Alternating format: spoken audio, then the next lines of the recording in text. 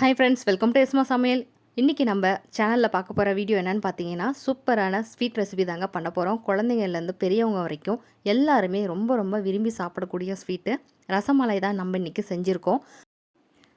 Video ஃபுல்லாமே நான் அங்கங்கே சின்ன சின்ன டிப்ஸ்களோடு சொல்லியிருக்கேங்க. கண்டிப்பாக ஸ்கிப் பண்ணாமல் பாருங்கள். அப்போ தான் நமக்கு பக்குவம் கரெக்டாக வரும். வாங்க வீடியோக்குள்ளே போயிடலாம். முதல்ல ஒரு அகல பாத்திரம் எடுத்துக்கோங்க. இதில் நான் இன்றைக்கி சேர்த்துருக்க பாலோட அளவு பார்த்திங்கன்னா 1 லிட்டர் அளவுக்கு எடுத்திருக்கேன். இது நல்லா பொங்கி வரட்டும். பொங்கி வந்ததுக்கப்புறமா அடுப்பை ஆஃப் பண்ணிடுங்க. இப்போது பொங்கல் அடங்கின பின்ன நம்ம வினிகர் 3 டேபிள் ஸ்பூன் அல்லது 3 டேபிள் ஸ்பூன் அளவுக்கு எலுமிச்சை சாறு வடிகட்டி எடுத்து வச்சுருந்தேன். அதை இது கூட சேர்த்துக்கலாம். எலுமிச்சை சாறு சேர்த்துனதுக்கு அப்புறமா பார்த்திங்கன்னா நமக்கு பால் நல்லா திரிஞ்சிட்டு பன்னீர் தனியாக திரிய ஆரம்பிக்கும். பாருங்கள், இப்போ நம்ம இதை நல்லா மிக்ஸ் பண்ணி விடணும். நம்ம கலக்கி கொடுக்க நமக்கு பாலோட பன்னீர் தனியாக பிரிஞ்சு வர்றது அதிகரிக்கும். இதை 1 நிமிஷம் போல் நல்லா கலந்து கொடுத்துக்கலாம். இப்போ பாருங்கள், நமக்கு பன்னீர் எந்த அளவுக்கு நமக்கு திரிஞ்சு வந்திருக்கு அப்படின்னு. இது பாருங்கள், நல்லா இன்னும் அதிகரித்து வந்திருக்கு. இது மாதிரி ஃபுல்லாக பன்னீர்லாம் திரிஞ்சு வந்ததுக்கு அப்புறமா நம்ம ஒரு வடிகட்டி பாத்திரத்தில் எடுத்து வச்சுருந்தோம். அது மேலே ஒரு காட்டன் துணி, வெள்ளை துணியை போட்டுக்கோங்க. பால் ரொம்ப சூடாக இருக்கிறதுனால கரண்டியில் மொண்டு ஊற்றுறேங்க, இல்லைன்னா கையில் ஆவி அடிக்கும். இது மாதிரி நம்ம பாலை எல்லாமே வடிகட்டிட்டு இந்த மாதிரி பால் ஷேப்பில் வரும். இதுவே இன்னொரு மெத்தடில் கூட செய்யலாம். இப்போது இதில் தண்ணி நல்லா நம்ம ஊற்றிட்டு 2-3 தடவை வாஷ் பண்ணிக்கணும். இது எதுக்காக அப்படின்னா, நமக்கு லெமன் சேர்த்துருப்போம், இல்லைன்னா நம்ம வினிகர் சேர்த்துருப்போம். அதோட புளிப்புத்தன்மை இதில் கொஞ்சம் கூட இல்லாமல் இருக்கணும். அப்போ தான் நமக்கு ரசமலாய் சாப்பிட்றதுக்கு நல்ல ஸ்வீட்டாக இருக்கும், இல்லைன்னா அது புளிப்புத்தன்மையாக இருக்கும். அதனால் நம்ம இதை நல்லா வாஷ் பண்ணி எடுத்துக்கணும். ஒருவேளை உங்களுக்கு இந்த மாதிரி செய்ய தெரியல அப்படின்னா, பாத்திரத்தில் நம்ம வடித்து வச்ச பன்னீரை சேர்த்துட்டு அதில் கொஞ்சம் தண்ணி மிக்ஸ் பண்ணிக்கோங்க. இது போல் நல்லா கையில் நம்ம கலந்து விட்டுட்டு இது போல் வடிகட்டியில் வடிகட்டிக்கலாம். இது மாதிரி ஒரு 2-3 தடவை நமக்கு வடிகட்டிட்டோம்னா அப்படின்னா நமக்கு அந்த புளிப்புத்தன்மை ஃபுல்லாகவே போகிடும். இதில் நமக்கு பன்னீர் கொஞ்சம் கூட வேஸ்ட் ஆகாதுங்க. கடைசியாக இது மாதிரி செஞ்சதுக்கப்புறமா நம்ம அதே காட்டன் துணியில் பன்னீரை சேர்த்துட்டு இது மாதிரி நல்லா இறுக்கமாக புழிஞ்சிக்கலாம். தண்ணி கொஞ்சம் கூட இருக்கக்கூடாது. அது மாதிரி நம்ம ஃபுல்லாக புழிஞ்சி எடுத்துக்கணும். அப்போ தான் நமக்கு ரசமலாய் செய்கிறதுக்கு கரெக்டாக இருக்கும். நல்லா புழிஞ்சி எடுத்ததுக்கப்புறமா இந்த துணியை அப்படியே நம்ம ஒரு அரை மணி நேரத்துக்குலேருந்து 1 மணி நேரம் வரைக்கும் வச்சிடலாம். இருக்கிற மீதி தண்ணியெல்லாம் ஃபுல்லாக ட்ரைன் ஆகி வரட்டும். இந்த கேப்பில் நம்ம இன்னொரு கடாயில் ஒரு 3/4 லிட்டர் அளவுக்கு பால் எடுத்துருக்கேங்க. அதாவது நம்ம பன்னீருக்கு 1 லிட்டர் எடுத்திருந்தோம். இப்போ நம்ம ரசமலாய்க்கு தேவையான மலாய்க்கு ஒரு 3/4 லிட்டர் எடுத்திருக்கோம். இப்போ நம்ம இதில் தண்ணி எதுவுமே சேர்த்தக்கூடாது. தண்ணி சேர்த்தாமல் ஓரங்களில் படியக்கூடிய அந்த ஆடைகளை எடுத்து விட்டு நமக்கு இது மாதிரி நல்லா பாதி அளவுக்கு சுண்டுற வரைக்கும் ஆடைகளை எடுத்து விட்டு நமக்கு காய்ச்சி எடுத்துக்கணுங்க. இது நல்லா திக்காக ஆக ஆக நமக்கு பால்கோவா டேஸ்ட்டு வரும். அந்த மாதிரி நம்ம செஞ்சு எடுத்துக்க போகிறோம். இப்போ பாதி அளவுக்கு சுண்டுறதுக்கப்புறமா ஒரு 3/4 டம்ளர் அளவுக்கு சர்க்கரை சேர்த்துருக்கேன். அதாவது 1/4 லிட்டர் பாலுக்கு 1/4 டம்ளர் அளவும், 1/2 லிட்டர் பாலுக்கு 1/2 டம்ளர் அளவும், 3/4 லிட்டர் பால் அளவுக்கு 3/4 லிட்டர் சர்க்கரை அப்படின்னு சேர்த்துனீங்கன்னா சர்க்கரையோட அளவு நமக்கு பர்ஃபெக்டாக இருக்கும்.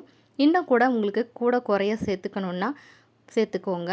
இப்போது இது சேர்த்துனதுக்கு அப்புறமா கொஞ்சம் போல் குங்குமப்பூ சேர்த்துக்கலாம். குங்குமப்பூ சேர்த்துனதுக்கு அப்புறமா நம்ம தேவையான நட்ஸை இது போல் நல்லா பொடி பொடியாக கட் பண்ணிவிட்டு சேர்த்துக்கலாம். பாதாம், பிஸ்தா, முந்திரி, அது மாதிரி உங்களுக்கு எந்த நட்ஸ் தேவையோ அதை நல்லா இது மாதிரி சாப் பண்ணிவிட்டு சேர்த்துக்கோங்க. கலருக்காக கொஞ்சமாக நம்ம மஞ்சள் கலர் கேசரி பவுடர் சேர்த்துருக்கேன். அதாவது ஃபுட் கலர் இருந்ததுன்னா நீங்கள் அதை சேர்த்துக்கோங்க. இது போல் நம்ம கலர் கொஞ்சமாக சேர்த்துட்டு நம்ம காய்ச்சும்போது நமக்கு ரசமலாய் கடைகளில் கிடைக்கிறது போலவே பக்கா கலரில் சூப்பராக கிடைக்குங்க. அதுக்காக தான் நம்ம இன்றைக்கி கொஞ்சமாக ஃபுட் கலர் சேர்க்குறோம். இது நல்லா சர்க்கரையெல்லாம் கரைஞ்சிட்டு நமக்கு ரெடியாகி வரட்டும். அந்த கேப்பில் ஒரு 5 போல் ஏலக்காயை 2 ஸ்பூன் அளவு சர்க்கரையில் நல்லா பொடி பண்ணி எடுத்துகிட்டு வந்திருக்கேன். அதையும் இது கூட சேர்த்துக்கலாம். இது எல்லாத்தையும் நம்ம சேர்த்துட்டு நல்லா ரசமலாய்க்கு நம்ம எந்த கன்சிஸ்டன்சியில் செய்யணுமோ அந்த அளவுக்கு செஞ்சிட்டோம் அப்படின்னா நம்ம டேஸ்ட் பண்ணும் போதே தெரியும், நல்ல ஒரு பால்கோவா டேஸ்ட்டு தெரியும். பாருங்கள், இந்த அளவுக்கு நல்லா ஓரளவுக்கு திக்காக ஆகிரும். அதாவது நம்ம பால் நல்லா சுண்ட சுண்ட காய்ச்சி கால்வாசி அளவுக்கு பால் வந்து ரெடி ஆகிரும். 1/2 லிட்டர் வந்து நல்லா சுண்டிரும். இப்போ நம்மளோட பன்னீர் வந்து நல்லா தண்ணியெல்லாம் இருத்தாச்சு. இது மாதிரி நல்லா நமக்கு தண்ணியெல்லாம் எடுத்ததுக்கு அப்புறமா பன்னீர் வந்து நமக்கு திரியாக இருக்கும்ல, அதை நல்லா நைஸாக எந்த அளவுக்கு உங்களுக்கு பிசைஞ்சு கொடுக்க முடியுமோ அந்த அளவுக்கு பிசைஞ்சுக்கோங்க. பன்னீர் வந்து கொஞ்சம் கூட திரியாக இருக்கக்கூடாது. நல்லா நம்ம சப்பாத்தி மாவு பூரி மாவெல்லாம் பிசைகிற மாதிரி ஒரே ஸ்டேபிளாக நமக்கு சாஃப்டாக இருக்கணும். அதுக்காக தான் நம்ம எந்த அளவுக்கு கசக்கி பிசைய முடியுமோ அந்த அளவுக்கு பிசையணும். நம்ம பிசையக்கூடிய அளவை பொறுத்து நமக்கு ரசமலாய் வந்து ரொம்ப சாஃப்டாக வரும். நல்லா பிசைஞ்சு எடுத்தாச்சு.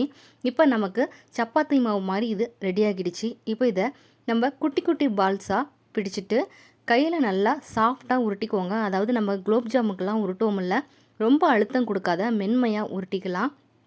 உருட்டினதுக்கப்புறமா லைட்டாக வடைக்கு நம்ம உள்ளங்கையில் வச்சு ப்ரெஸ் பண்ணுற மாதிரி ப்ரெஸ் பண்ணிக்கோங்க. ப்ரெஸ் பண்ணிவிட்டு நம்ம எல்லா ரசமலாயும் எடுத்து வச்சுக்கலாம். இப்போது கடாயில் 1 டம்ளர் அதாவது 1/4 கிலோ சர்க்கரை சேர்த்துருந்தோம். அதில் 6 டம்ளர் அளவுக்கு தண்ணி சேர்த்துருக்கோம். அதாவது 1 டம்ளர் சர்க்கரைக்கு 6 டம்ளர் அளவுக்கு தண்ணி சேர்த்துருக்கோம். இது நல்லா கொதிஞ்சதுக்கு அப்புறமா சர்க்கரையை வடிகட்டிடுங்க. அதில் இருக்க அழுக்கெல்லாம் சுத்தமாக நீங்கிடும். இது நல்லா கொதிய வர டைமில் நம்ம ஒவ்வொரு பன்னீராக இதில் சேர்த்துக்கலாம். எல்லாத்தையும் சேர்த்துனதுக்கப்புறமா முதல் ஒரு 10 நிமிஷம் நல்லா ஹை ஃப்ளேமில் வேக விட்டுருங்க மூடி போட்டு. அதுக்கப்புறமா ஒரு 20லேருந்து 25 நிமிஷம் மீடியம் ஃப்ளேமில் வச்சு வேக வச்சுட்டு, இப்போ நமக்கு பன்னீரில் நல்லா புசு புசுன்னு உப்பி வந்திருக்கும்.